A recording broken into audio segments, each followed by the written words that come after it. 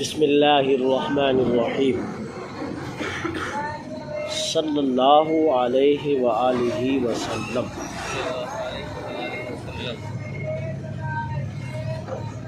الہدایت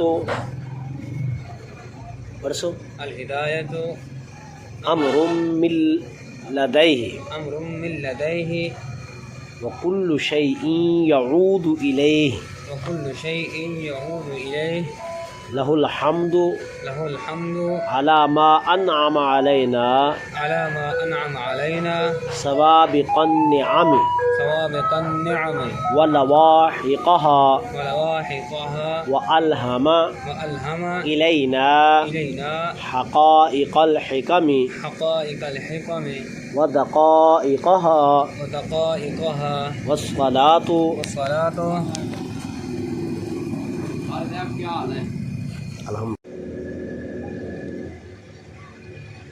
والصلاة والصلاة على جميع الأنبياء على جميع الأنبياء والأولياء والأولياء خصوصا خصوصا على نبينا محمد محمد محدد محدد جهات العدالة جهات العدالة وخاتم فص الرسالة الرسالة وعلى آله الواصلين وأصحابه الكاملين الكاملين۔ آج جو ہے ہم ہدایت الحکمت کا دوسرا سبق پڑھیں گے، ٹھیک ہے؟ بسم اللہ الرحمن الرحیم، اللہ کے نام سے ہی شروع کرتا ہوں جو انتہائی مہربان رحم کرنے والا ہے، ٹھیک ہے؟ اس کی تقریر پہلے گزر چکی ہے۔ کوئی بھی مصنف اپنی کتاب کا آغاز اللہ تعالیٰ کی تعریف سے شروع کرتا ہے تو برکت کے طور پر، حصول برکت کے لیے، اس کے بعد آقا علیہ الصلوۃ والسلام کی ذات اقدس پر درود پیش کرتا ہے بطور وسیلہ کہ میری یہ کاوش اور میری محنت اللہ کی بارگاہ میں قبول ہو جائے، ٹھیک ہے میرے بھائی؟ الہدایت امر من لدیہ، ہدایت کی تفصیل نور الانوار میں گزر چکی ہے۔ ہدایت کا معنی رہنما، ہدایت کا معنی راستہ دکھانا، ٹھیک ہے؟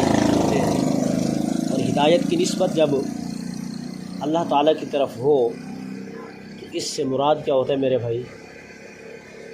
ہدایت الموصلہ الی المطلوب، ٹھیک ہے؟ اور اگر ہدایت کی نسبت غیر اللہ کی طرف ہو تو پھر اس سے مراد اراۃ الطریق ہے، ٹھیک ہے نا میرے بھائی؟ تو یہاں ہدایت کا پہلا معنی مراد ہے۔ الہدایت، ہدایت ہدن یہ مصدر ہے، بمانے رہنمائی، بمانے راستہ دکھانا۔ امرن مانے یہاں امر ہے، ٹھیک ہے میرے بھائی؟ من مانے سے، اور لدائے ہے، کیا لفظ ہے؟ لدائے ہے، لدن لدائے، لدائے ہی مضاف بمضاف الیہ مجرور جار، ٹھیک ہے؟ یہ ہی ضمیر لوٹ رہی کس کی طرف؟ اللہ تبارک و تعالیٰ کی طرف لوٹ رہی۔ کچھ بات سمجھ آ گئی یا نہیں آئی؟ تو اس کا معنی کیا ہوگا کہ ہدایت اللہ تبارک و تعالیٰ کی طرف سے ہے۔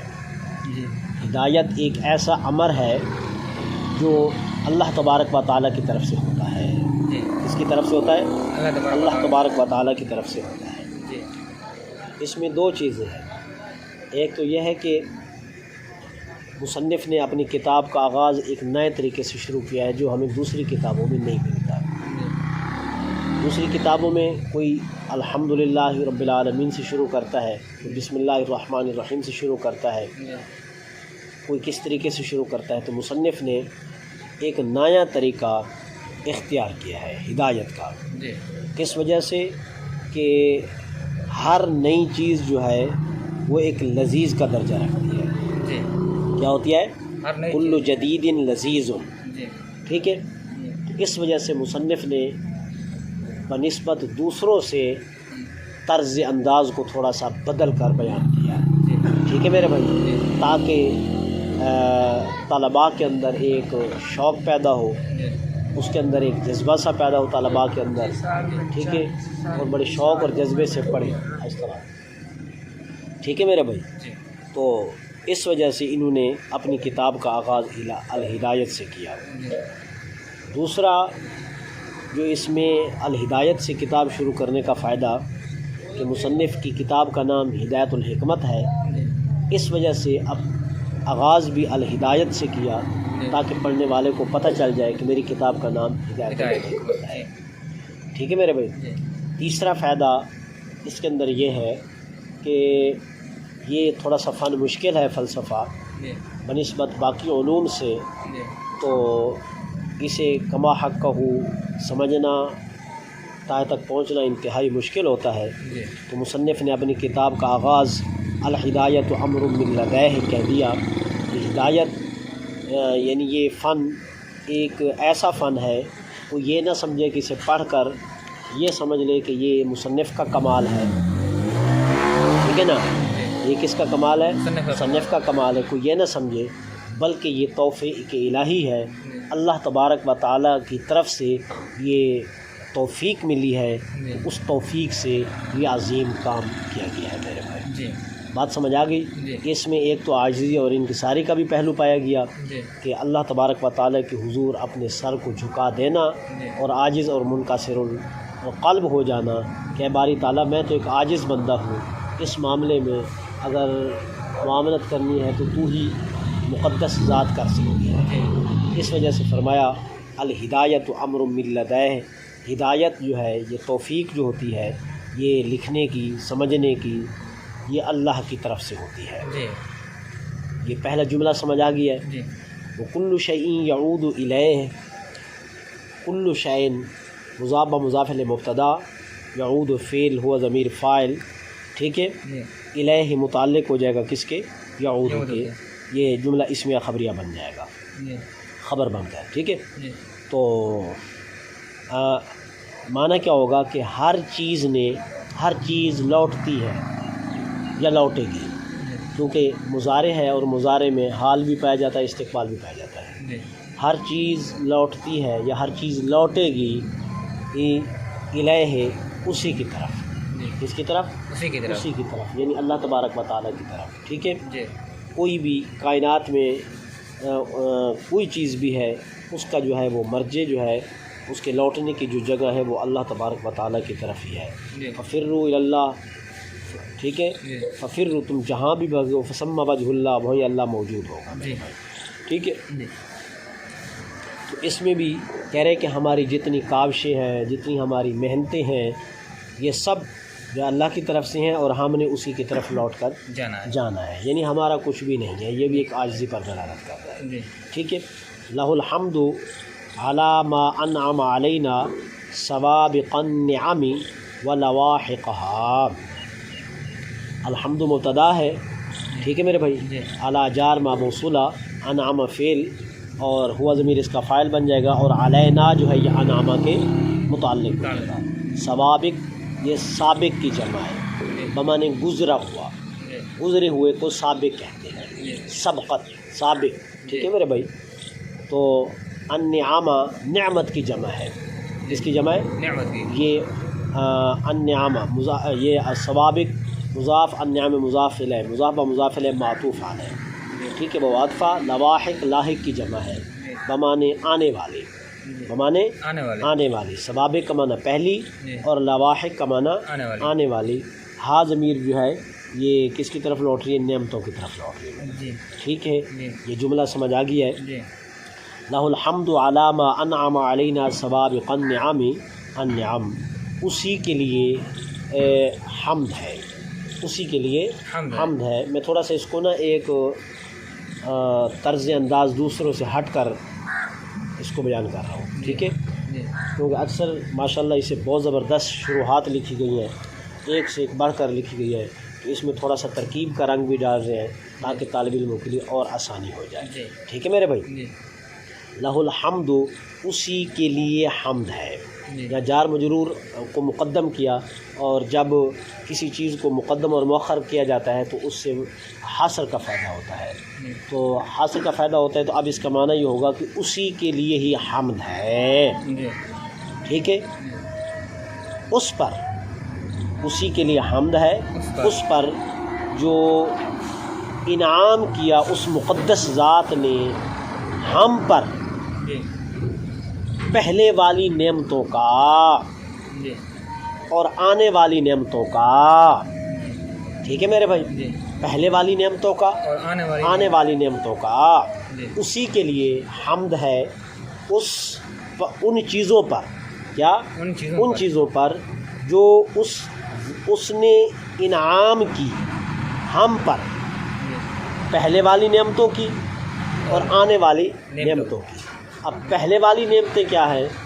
پہلے والی نعمتیں بھی بے شمار ہیں، جی مثلا انسان دنیا میں آیا تو اس سے پہلے، ٹھیک ہے، جی ماں کے پیٹ میں اس کا جنم لینا، جی ماں کے پیٹ میں اسے غذا ملنا، جی ماں کے پیٹ میں پرورش پانا، جی ماں کے پیٹ میں آنا، ماں کے پیٹ سے پہلے باپ کی پشت میں ہونا، اور باپ کی پشت سے پہلے عالم ارواح میں ہونا، وہاں سے لے کر یہاں تک بحفاظت ہر مرحلے میں حفاظت کرنا، جی یہ ساری چیزیں جو ہے میرے بھائی کیا ہے؟ پہلے ہیں۔ پہلے ہے۔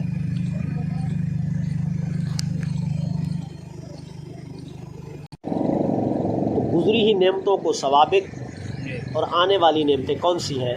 مثلا آنے والی نعمتیں، کل اگر مجھے نصیب ہو گیا تو وہ مجھے نعمت، جی کل آنے والا رزق نصیب ہوا تو وہ نعمت، جی اگر کل مجھے موت آ گئی تو وہ بھی نعمت، جی ٹھیک ہے؟ کل آنے والے میں قبر میں جنت کے باغوں میں سے ایک باغ بن جانا، وہ بھی یہ بھی نعمت، جی وغیرہ وغیرہ۔ آگے بات سمجھ؟ جی تو مطلق طور پر کہا، فرمایا مصنف نے کہ اسی کے لیے ہی حمد ہے، اس پر جو اس نے انعام کیے ہم پر پہلی والی نعمتوں کے جی اور آنے والی نعمتوں نعمتوں کے۔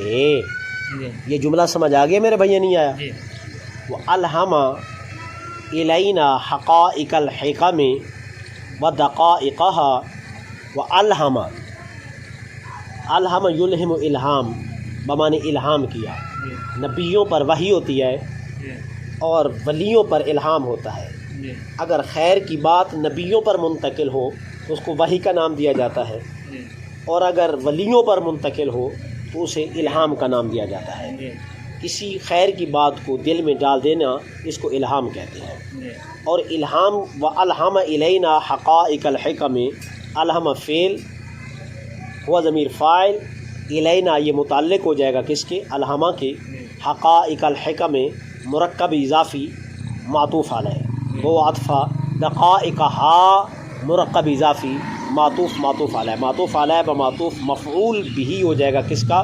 الہمہ کا۔ یہ جملہ خبریہ بن جائے گا، فعلیہ خبریہ بن جائے گا۔ حقائق حقیقت کی جمع ہے، اور دقائق دقیقہ کی جمع ہے، اور حکم حکمت کی جمع ہے۔ جی بات سمجھ آ گئی یا نہیں آئی؟ جی اور الہام کیا ہم پر حکمتوں کی حقیقتوں کا، اور الہام کیا اس ذات نے ہم پر، ڈال دیا ہمارے دل میں حکمتوں کی حقیقتوں کو اور حکمتوں کی باریکیوں کو، حکمتوں کی حقیقتوں کو اور حکمتوں کی باریکیوں کو ڈال دیا ہمارے دل میں، یعنی ہمیں سمجھ بوجھ عطا کر دی۔ آگے میرے بات سمجھ؟ تو اس تحمید کا خلاصہ یہ ہوا، کس کا؟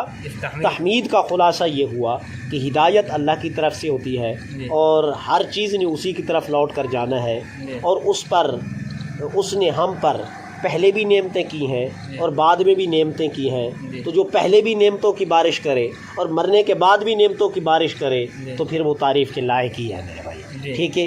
پھر جو حکمتوں کی حقیقتیں ہیں اور حکمتوں کی جو باریکیاں ہیں اس نے جو ہے ہمارے دلوں میں ڈال دی، تو پھر ہم اس کی تعریف کیوں نہ کریں؟